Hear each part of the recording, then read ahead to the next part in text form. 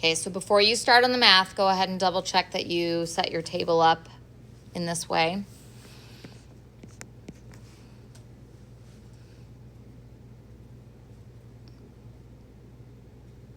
I'm pretty sure this is the one where we have to do the quadratic formula as well.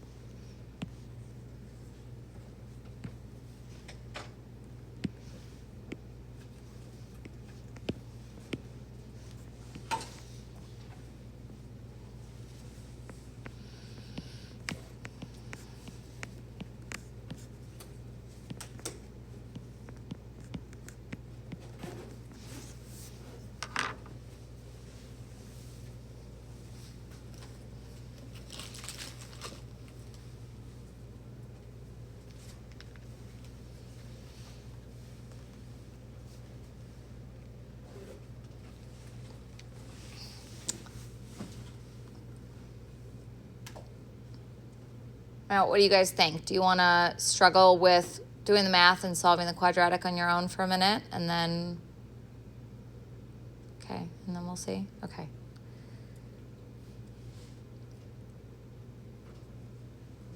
So if you're totally stuck, get to this point, and then we can work it together. But we'll wait a minute and let people kind of work through it.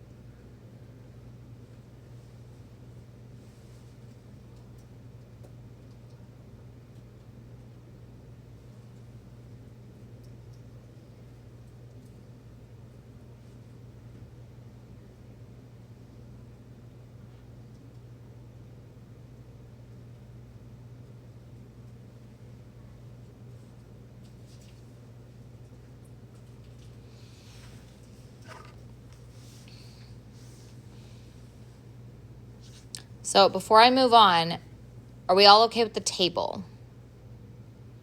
So this one's a little weird because we have to go the opposite direction because we're starting with NO2 and there's no N2O4. So we've got to, we don't even have to solve the QK thing, but we have to get rid of some of the NO2 and make N2O4. So that's why we're subtracting on the product side and adding on the reactant side.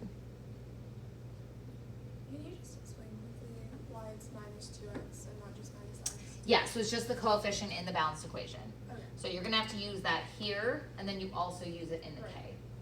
Okay. Yeah. Did that answer your question?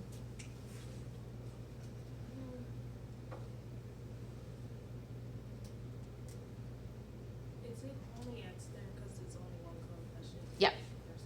Yep. And then I think you explained why it's positive? Why it's positive and negative, yeah. So we couldn't subtract anything from this, right? It's because it's 0. So normally we think of subtracting from the reactants and adding to the products, but here, like I caught myself doing it and I was like minus X, and then I was like, oh wait, I can't take away something when there's nothing there. So that's when I remembered, oh, I gotta look at which direction. So if I have stuff on this side, I have to go the reverse direction. And whenever you do the reverse, like whenever you're picking the direction, you subtract on the side that you're starting with and add on the side you're going to. Because you're using up some of the N2O4, or sorry, NO2, and you're making N2O4.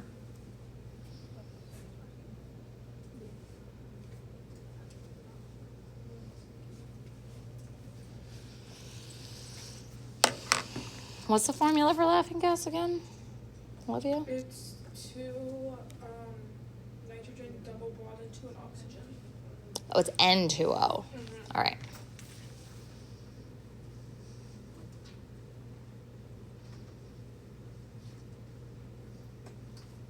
Oh, that's because it's a really old naming system. Instead of dinitrogen oxide, nitrous, us, and ick. They probably thought I was crazy in there when they saw Of course they did. It's low structured. Yeah, of course they did. I'm sorry guys, it like calms me down for some reason. I don't know.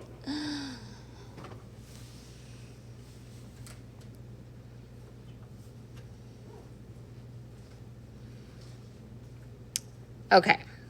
And we're good with plugging it into the K?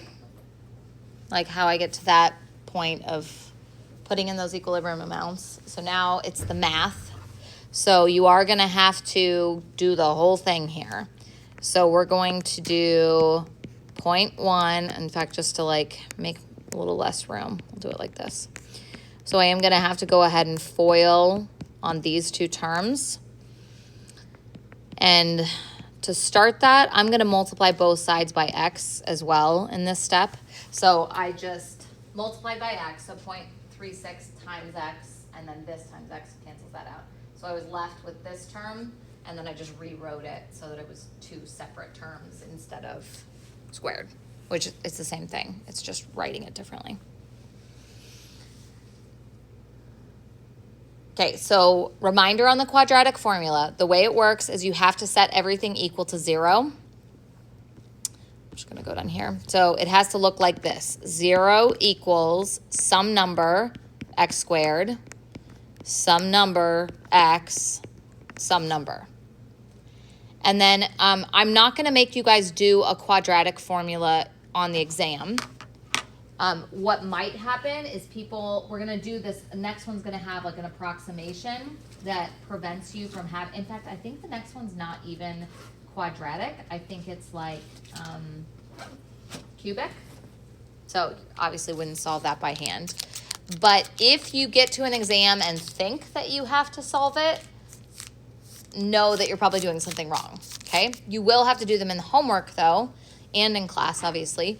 And so if you're doing that, I'm fine with you using a solver. So some people have them on their graphing calculator, or you could physically graph it. That's how I always did it. Or you can just Google it, and you can plug in A, B, and C. So just be aware that this is the form you need to get it to, and then it'll ask you for A, B, and C. Okay, so I'm going to go ahead and do the FOIL. So 0.1 times 0.1, 0.01. 0.1 times, that was weird, 0.1 times 2x, so negative 0.2x. Again, negative 2x times 0.1, so another minus 0.2x. And then the last one, negative times a negative is a positive. 2 times 2 is 4, and x squared.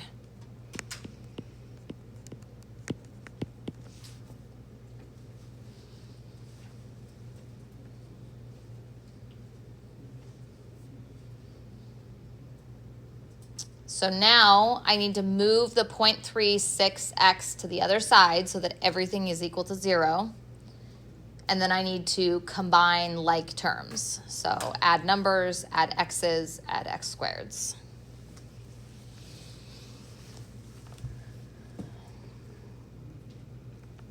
So I'll just go ahead and do it this way. I'm going to say minus 0.36x minus 0.36x. So now that side is 0. And then I'm going to combine the 0.36, the 0.2, and the 0.2. So 0 equals, and I'm going to write it in this form, 4x squared. 0.2, 0.2, and 0.36 is 0.76, negative 0.76.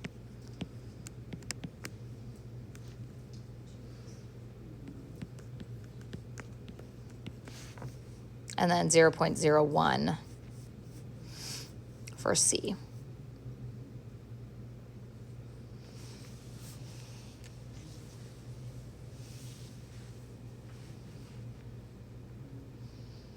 Okay, so I'll leave that up for a second, and then you guys go ahead and plug this into a solver or something. Or you can do x equals negative b plus or minus the square root.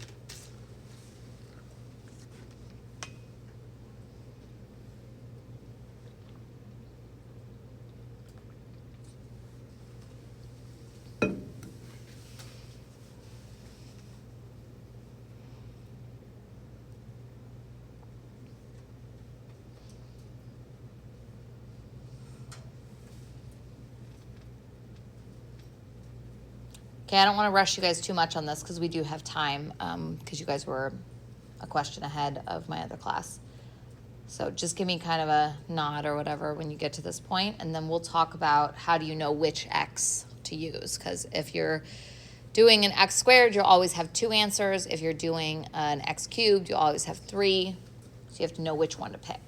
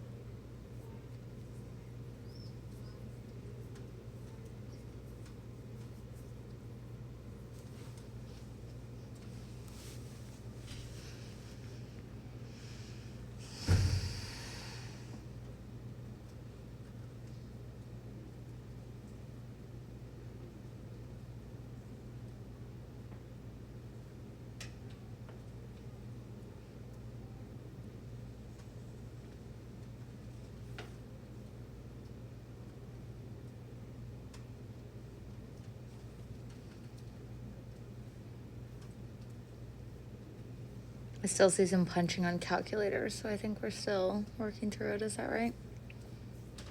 Maybe. Okay, so let's look back at the problem to figure out which one of these makes sense. So first of all, x is never going to be negative. So if it's negative, you can immediately eliminate that root. In this case, we have two positive values, 0.176 and 0.0142. So when we look back at the problem, it's saying we're taking off 2 times x off of 0.1. So I can't take off 2 times 0.157 or 175, whatever it was, 176, because then I would have a negative concentration. 0.1 is the maximum amount that I could use, so that's how I know that that one is not correct. Okay, so the answer is the 0.0142. That's my x value.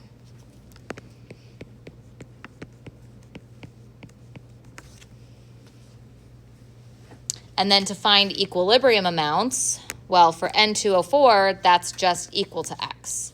So I can say at equilibrium, I will have 0.0142 molar of N2O4.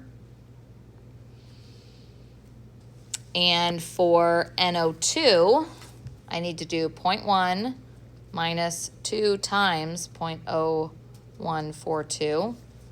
That is missing a point.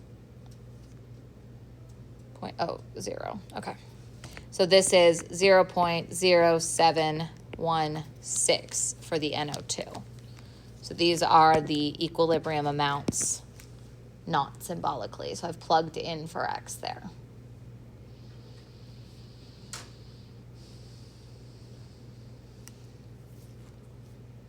This is going to take a ton of practice. So I said this at the end of my last class. I'll say it now. But so the exam is next Friday. So we still have a week.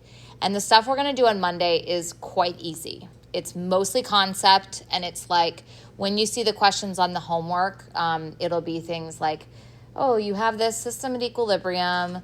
You add some of the reactant. What happens? Which direction does the system go? This is Le Chatelier's principle. So it's pretty easy. The problems are pretty straightforward. So what we're really going to be doing is today is the end of the hard stuff of this chapter. So we have that next week for you guys to practice it. So for sure, you should try to do at least everything other than the Le Chatelier's homework. Like I'm not saying you have to have it perfect and come in, but you should work on it for like a couple hours over the weekend so that you're doing quite a few of these equilibrium problems so that you've practiced them. Then we come in on Monday, we do Le Chatelier's, we probably do some more equilibrium. Wednesday, we'll review both chapters, but, you know, I'm happy to do more equilibrium as well. But, like, you just want to make sure you get plenty of practice on your own on these so that you kind of get into the rhythm of, like, what steps am I going to follow? We'll keep using this into the last unit, into the next 2 chapters. In those, it is a little bit easier because we're doing acid-base, which almost always has 1 as the coefficients. So it makes the math a lot easier. So I'll say the math is harder in this one, but it is important to get familiar with the routine of how to use an ice table, how to set it up, how to, set it up so you can solve for x. That you're going to need to get really comfortable with. Okay? All right, so the last thing that's a little bit new is when we can make an approximation that allows us to simplify an equation so that sometimes we don't have to solve the quadratic formula. So let me erase some of this stuff. Does anybody need to like take a quick picture or anything here before? Okay.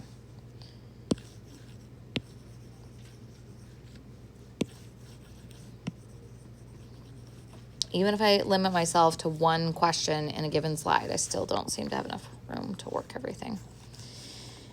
Okay, so the approximation that we're going to make, and in this one, I think I told you it would be cubic, and it will be cubic, but if we couldn't make the approximation, it would be impossible to solve really without a graph or a solver. Okay. So the times when we're going to be allowed to make this approximation is when K is I usually used to say negative fifth. I'm going to say less than or equal to 10 to the negative fourth. Okay, so this is 0.000 something. So the K's that we did just in the last couple problems were like 0.36 and 0.1, and you know, so they were small, they were less than 1, but they weren't very small. So when you have a K that small, X is also going to be very small. And what that means is that when you take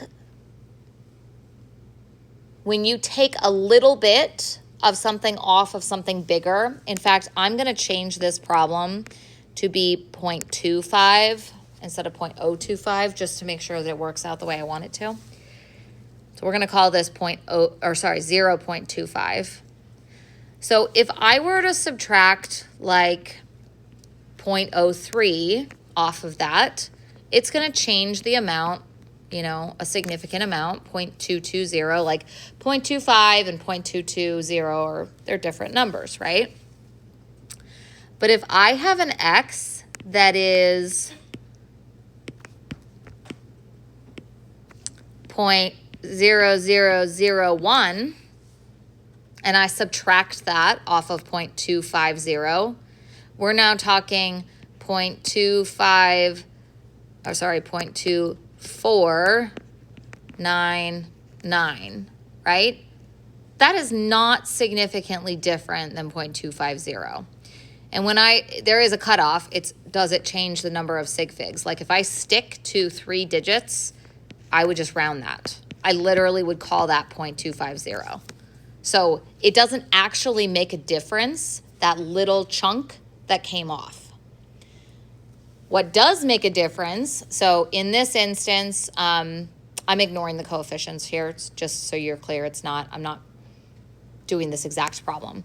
In this instance, if I made a little bit, that kind of does have an effect, right? Because 0 versus 0.0001, like there's some of it in there. It could do something, whether, like if it's a colored substance, you're gonna see color, it might just be really faint. If it smells, you're gonna smell it, right? It just might be faint. But the amount that comes off of a bigger concentration isn't significant.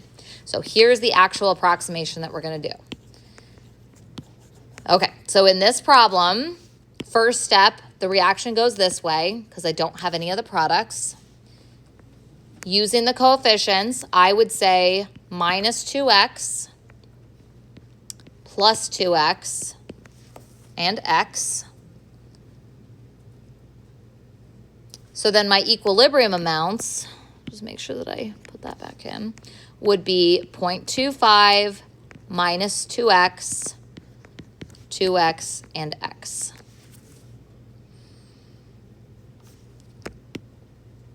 If that x is teeny tiny, this isn't going to matter. Again, like if it's 0.0001, it's not going to matter. So we just get to cancel it out. So when you're looking at the equilibrium values, it's not every time you have x, because that wouldn't make any sense. It's when you are subtracting or adding x or 2x or 3x. It's when you're adding or subtracting a very, very small number. Because subtracting a very, very small number off of a number, it's basically going to be that number again. Okay? So that's the approximation we're going to make. So when we set up K now, we're going to say K, just like we've done in the past, is S2, H2 squared, H2S squared.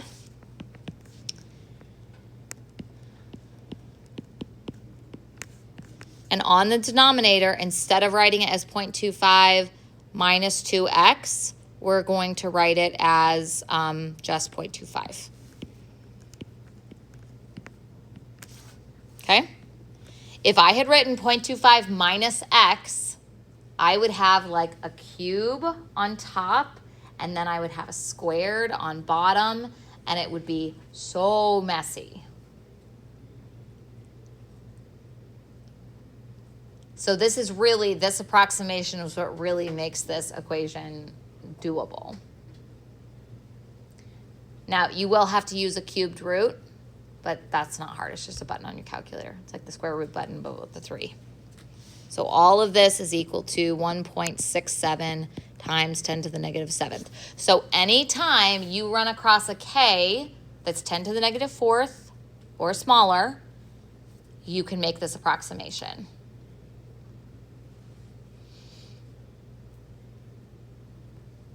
All right, just for the sake of practicing some algebra, go ahead and solve this one. I'll do it and put the answer there so we can double check. And then we'll do another one.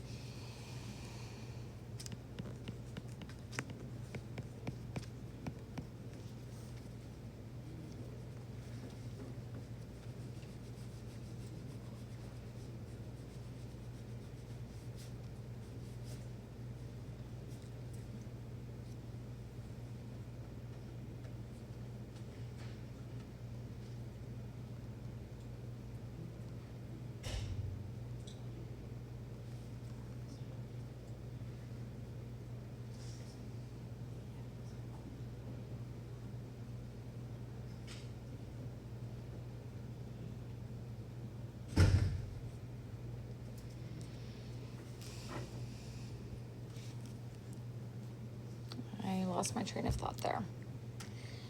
Okay.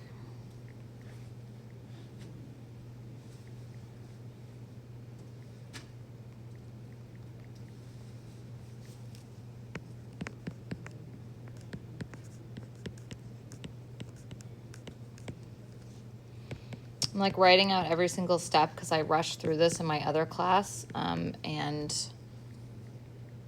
I don't know, we got like 3 different answers amongst the class. So this way, if we have a wrong answer, we can figure out where it is.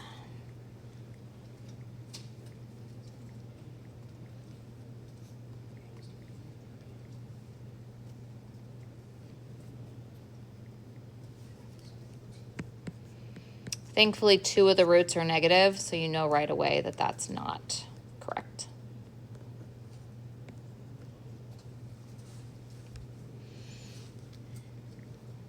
I'm going to double check this, but somebody else, if you got that, tell me. I got that. Good. Maybe I won't double check it then.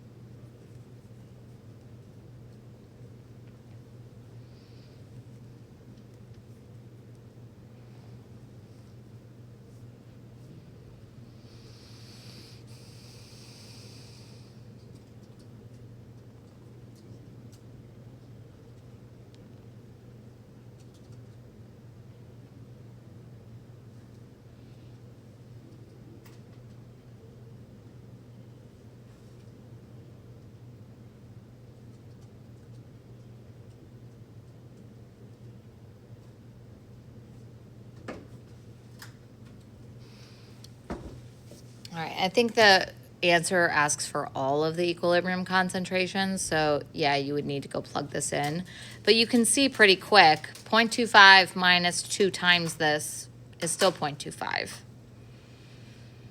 That's good that I changed it then. It really is only 2 zeros. It's 0.00138. Yeah, I'm a little annoyed at them giving us this problem and having it 0.02. Because if it was 0.025, that would make a difference.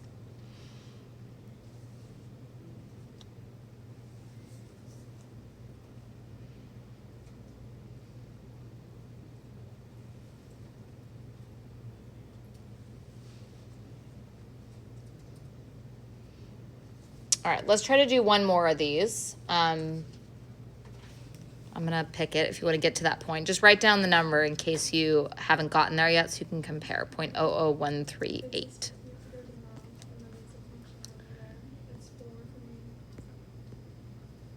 I want to think.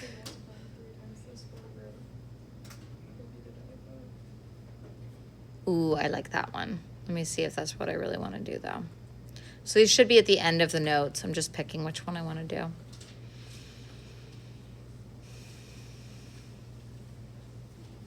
No, that one's kind of boring. This one looks good.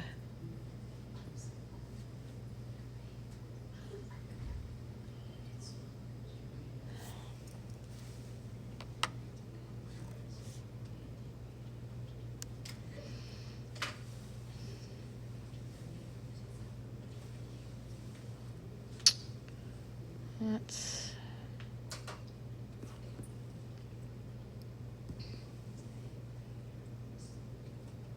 I don't know. Both of these look good. Let's do this one though. No. Okay, fine. This is a little bit easier. Okay, we'll start there. Sorry. Okay. Go ahead and take a look at this. There's one step that you're going to have to do first here.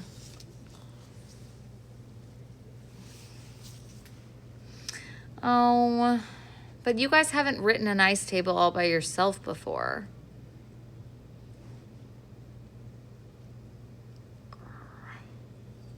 All right, I take it back. Let's do this one. We'll do those other two on Monday. That's probably why they're in order of like easiest to hardest. Obviously, I did that on purpose. Do we have to put the pressures in atmospheres, or can we keep them at torr? They need to be in atmospheres. Yes. Yep, so KP is always in atmospheres, even though itself doesn't have a unit. That's a great question, though.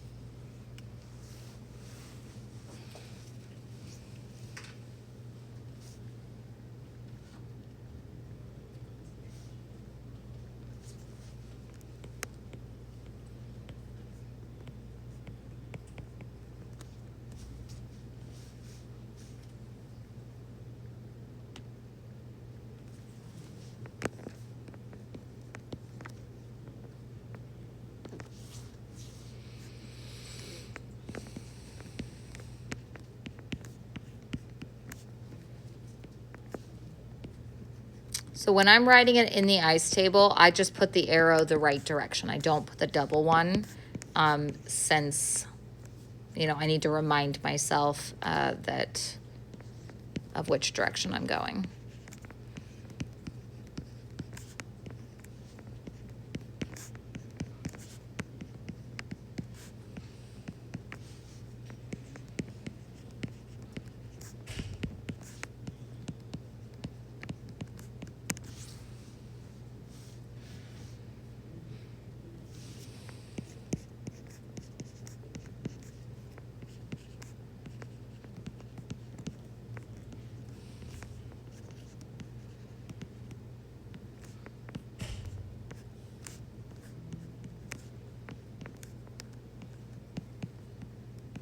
Common mistake, 2x squared.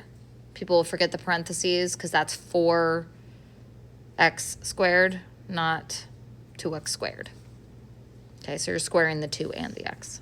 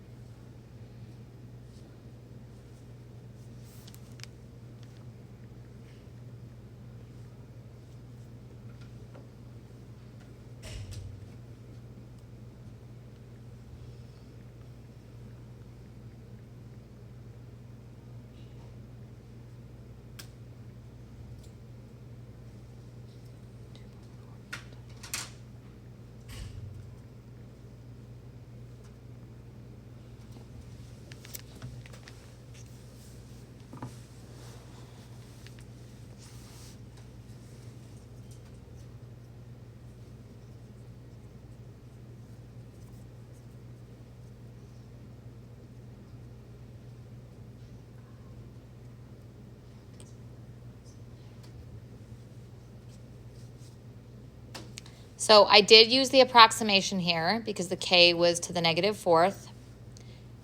It's actually a bad approximation, but oh well. I told you guys, so that's fine. We'd have to spend like another day on this chapter if I wanted to like really explain to you how to tell if it's good or not and when to use it, and it's just one more thing.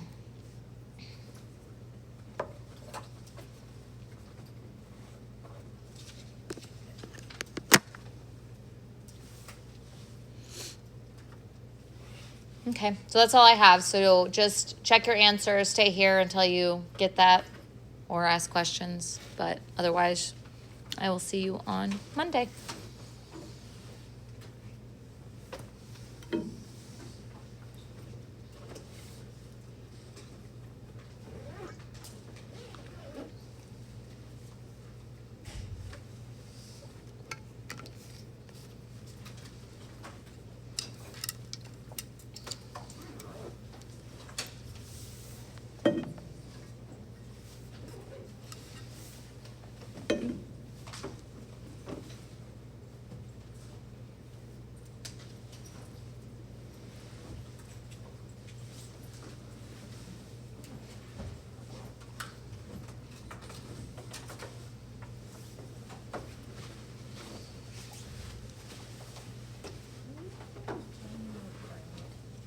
if you go on Pearson, that's where the grades are, not Blackboard. Go on Pearson and then click show calculation.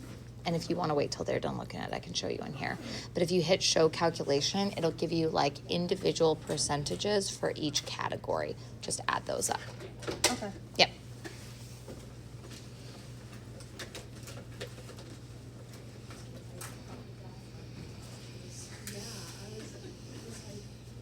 In my head, I was like, I feel so smart that I recognize that. I save myself so much time. Where's Lily? Oh, she's moving behind me. And I was like, okay, so I don't want to be a smart ass, but remember this. And then you did it. I was like, oh, don't do it. Spare yourself. You were doing the quadratic? Yeah. Yeah, it's okay. Honestly, technically in this problem, we should have. Yeah, well, because 0.005, so 0.993 minus 0.005, that's going to be significant because it's in the same, yeah. So, It's in the same sequence. Yep. Yep. Figures, but you know, I'm not gonna make myself the extra way. No. Did you guys not have practice this morning? We did. We did. Oh, well, because you were waiting out there, so I thought, Oh, wait. Our friend is in the class before, so we wait for her. Oh, yeah. And no, okay, you had just gotten back from practice. Yeah. Okay. Yeah. I'm registering it. Have a good weekend. Yep, see ya. We get back around 9 o'clock. I actually got down here in time to start working on my homework. So. Nice. I'm doing a family pedigree for my genetic class, which is really exciting, except for the fact that my dad is 1 of 14, so it's also a nightmare to do. Children? Yes. Okay, so I'm the youngest of 7, and every time someone finds that out, they're like, holy cow. Okay, so. So, but 14, was that like, were they like a very Catholic family? Yeah, Italians. I mean, right? Like mean, Catholic, but like Catholic, and they actually, you know. I don't know if they were. How old is he? He's 61. Okay, I was gonna say he's probably on the older end too, Yeah. because that was also when people actually listened. You know, like said, okay, fine, we won't use birth control. Actually listened and didn't have a head money, I guess. I guess, you know, He was 1 of 22. Oh my god! that's just crazy. Woman in 4 lives. Oh, Not all at once. I was gonna say all at once.